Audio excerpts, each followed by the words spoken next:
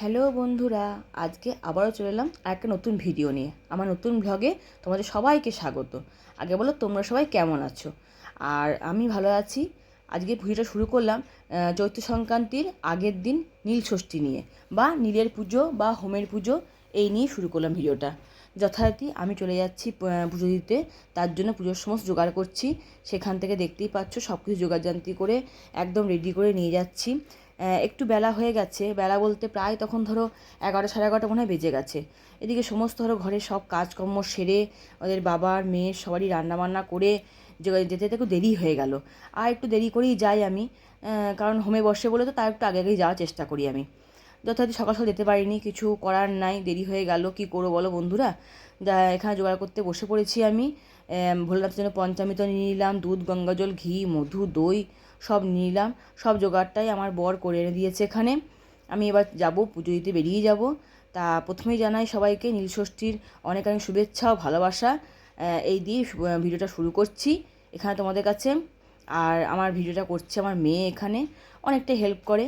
যদিও দেখতেই পাও এখান থেকে আমার মেয়েই অনেকটা হেল্প করে। আমি হাজব্যান্ডের হেল্প খুব বেশি পাই না বন্ধুরা, বলে লাভ নাই। সব কিছুই করবে, এদিকে জোগাড়যন্ত্রী থেকে সব কিছু ঘরের সংসার থাকবে, কিন্তু আমার ভিডিওতে বলো আগে হেল্প করতো, এখন জানি না, খুব একটা হেল্প করতে চায় না, পছন্দ করে না এখন।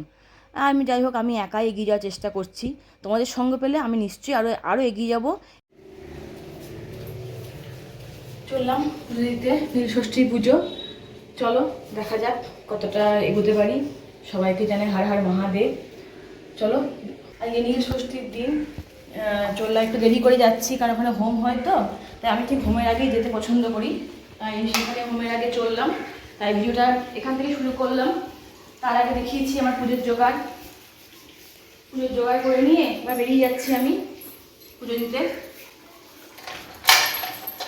পুজো দিয়ে সেখান থেকে শুরু করবো তোমাদের, তারপরে সারাদিন কী কী করলাম না করলাম সব তোমার সাথে শেয়ার করবো। চলো যাওয়া যাক। বন্ধুরা, প্রচণ্ড রোদ গরম, রোদেই চললাম এখন পুজো দিতে।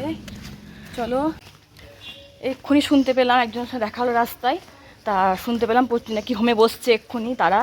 যথারীতি পাচ্ছি, চেষ্টা করছি করার, মানে এগিয়ে যাওয়ার তাড়াতাড়ি করে। এবার হোমে বসে গেলে কী হয় বলো তো বন্ধুরা, 4টে সাড়ে 4টে বেজে যাবে। তাই চেষ্টা করছি হোমের আগেই ভোলেনাথের পুজোটা দিয়ে আসার, নীলষষ্ঠী পুজোটা দিয়ে আসার। আমি আর আমার মেয়ে চললাম। দেখছো সমান ছাতাটাকে নিয়ে খালি ধকাম ধকামকে মাথায় ধাক্কা লাগাচ্ছে আমাকে। হ্যাঁ, কী করবো বলো, এইটুকু সরু রাস্তা, এইটুকু রাস্তা দিয়ে কি যাওয়া যায় বলো তো? ওকে বলছি, শুনছে না। তা আমার সবাইকে একটা অনুরোধ, ছোট্ট অনুরোধ করছি, আমার ভিডিও ভালো লাগলে তো অবশ্যই সাবস্ক্রাইব করে চ্যানেলটা পাশে থাকবে। আর চলো দেখি মন্দিরে গিয়ে আমরা কী করছি আর সারাদিন আমি কী করলাম, ভিডিওর সময় তোমাদেরকে সবাইটা শেয়ার করবো। এই যে মন্দিরে পৌঁছে গেছি আমি।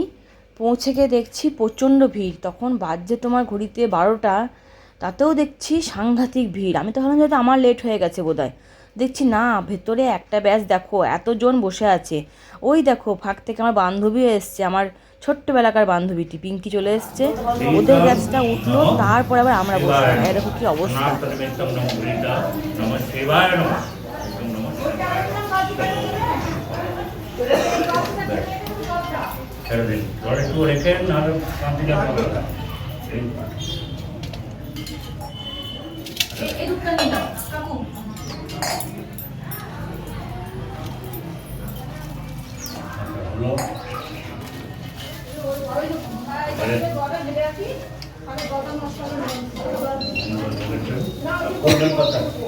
কি আছে ওগুলো বাড়িতে? আর কি আছে?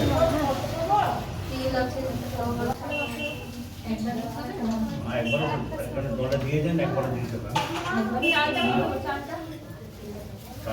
জল দিয়ে করানো। চলছে এখানে আমাদের পুজো। সবাই যে যার মতো করে ধরো পুজো দিচ্ছে। আর সাধন কাকু দেখছি এবারে পুজো করছে। অন্যবার ঠাকুরমশাই অন্য করে, হয়তো প্রিয়জিৎ করে বা অন্য ঠাকুরমশাই করে, এবারে সাধন কাকু দেখছি পুজো করছে। সাধন কাকু কিন্তু খুব সুন্দর পুজো করে। আর এই ঠাকুরমশাই মানে এই সাধন কাকুই তোমার আমাদের দুর্গাদাওয়াতেও পুজো করে, মা দুর্গা মন্দিরে। যথারীতি সাধন কাকু খুব সুন্দর করে পুজো করছে। মন ভরে আমারও পুজোটা দেওয়া হলো।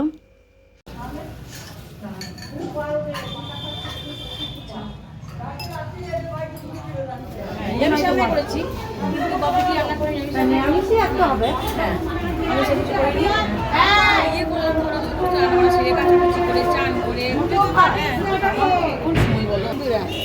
এই যে মন্দির থেকে বেরোলাম, বেরিয়ে একটু সবার সঙ্গে গল্প করলাম, কথাবার্তা বললাম।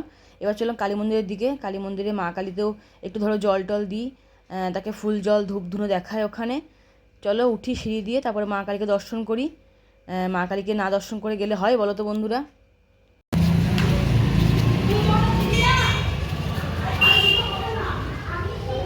নারায়ণ পুজো নাকি আজকে? আজকে ইয়ে ছিল লক্ষ্মী লক্ষ্মী লক্ষ্মী ভোগ ছিল। হ্যাঁ, লক্ষ্মী ভোগ হলো এখানে। হ্যাঁ তুমি পুজো করলে এখানে? হ্যাঁ আচ্ছা পুজো ইয়ে করেছে, নব করেছে। আচ্ছা, আজকে সাধনবাবু পুজো করছি নাকি এবারে? হ্যাঁ এবার সাধনবাবু পুজো ওদের করছে? সাধনে পারি। হ্যাঁ হ্যাঁ। ওদের 3 বছর 4 বছর পর ওদের বলে কাকিমা তোমার পুজো হয়ে গেল? কাকিমা তোমার পুজো হয়ে গেল? বাবাকে বলে ঢুক। হ্যাঁ হ্যাঁ এই যে গিয়ে শুনলাম ওখানে মা লক্ষ্মী পুজো হয়েছিল মন্দিরেই। লক্ষ্মী পুজোর জোগাড় হয়ে গেছে, লক্ষ্মী পুজো করা কমপ্লিট। এবার নাকি হোমে বসবে, সেই হোমের জোগাড়ই চলছে। কাকিমাকে জিজ্ঞাসা করলাম, কাকিমা বললো হ্যাঁ হোমের জোগাড় চলছে, এবার হোমে বসবে, মানে শিবতলায় আর কি, শিবঘরে হোমে বসবে। মানে চ্যাটার্জি কালী লক্ষ্মী পুজো, ওই যে লক্ষ্মী পুজো আয়োজন করা হয়েছে। ষষ্ঠী প্লাস লক্ষ্মী পুজো সব রকম বিশাল পুজো জমজমাট।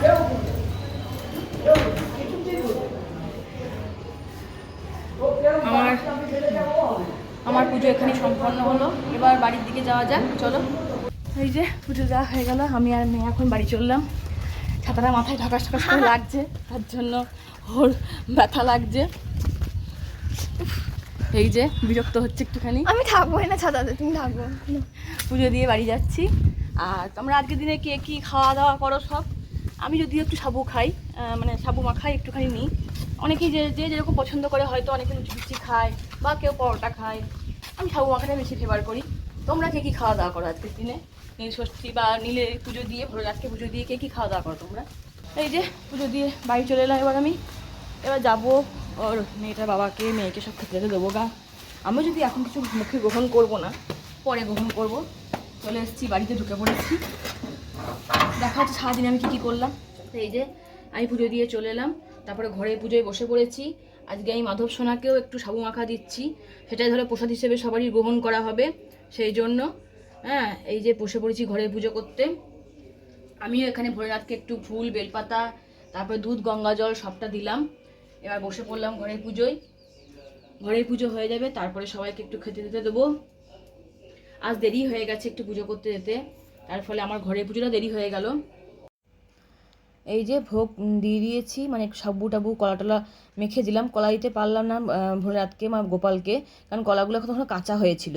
যেটুকু পেকেছিল সেটুকু আমি নিয়ে গেছিলাম, আর কাঁচাগুলো রেখে দিলাম পরের দিন দেবো বলে। আর তুলসী পাতা দিলাম, ধূপ পই ধরিয়ে দিলাম।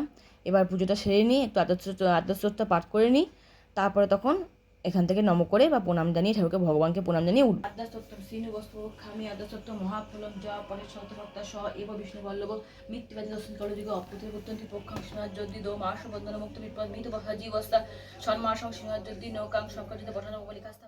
তো বন্ধুরা, এই যে আমি চলে এলাম আমার সন্ধ্যেবেলা, এখন সন্ধ্যে জ্বালতে।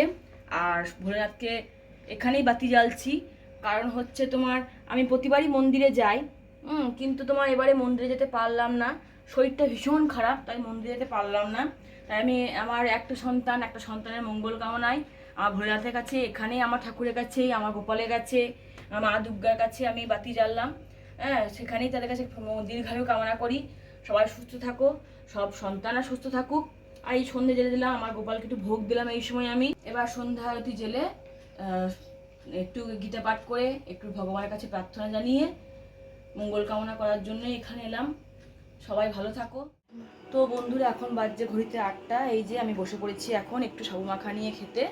আমি সন্ধ্যাবেলা সাবু টাবুই খাই এখন। আমার সমস্ত কমপ্লিট। আমার গোপাল মাধব এখন শয়নে চলে গেছে, তাকে শয়নে দিয়ে দিয়েছি।